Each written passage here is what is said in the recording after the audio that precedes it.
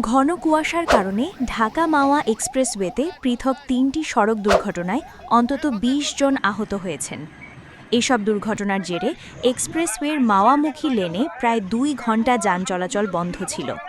বৃহস্পতিবার রাত থেকে শুক্রবার সকাল ৮টা পর্যন্ত ঢাকা মাওয়া এক্সপ্রেসওয়ের কয়েকটি স্থানে এ দুর্ঘটনাগুলো ঘটে। দুর্ঘটনার স্থানগুলো হল শ্রীনগর উপজেলার বেজগাঁও বাস স্টপেজের সামনে ও ছনবাড়ি ব্রিজের ওপর এবং লৌহজং উপজেলার খানাবাড়ি চৌরাস্তার ওজন স্টেশনের সামনে। শ্রীনগর ফায়ার সার্ভিস ও সিভিল ডিফেন্সের স্টেশন অফিসার দেওয়ান আজাদ হোসেন জানান, রাত ১:৩০টার দিকে ছনবাড়ি বেজ এলাকায় প্রথম দুর্ঘটনার সংবাদ পাওয়া যায়। ঘন কুয়াশার মধ্যে দ্রুতগতির একটি বাস ব্রিজে ওঠার সময় সামনে চলন্ত একটি ট্রাককে পেছন থেকে ধাক্কা দেয়। এর পরপরই বাসটির পেছনে থাকা আরেকটি ট্রাক বাসটিকে ধাক্কা দিলে ঘটনাস্থলে ভয়াবহ পরিস্থিতির সৃষ্টি হয়।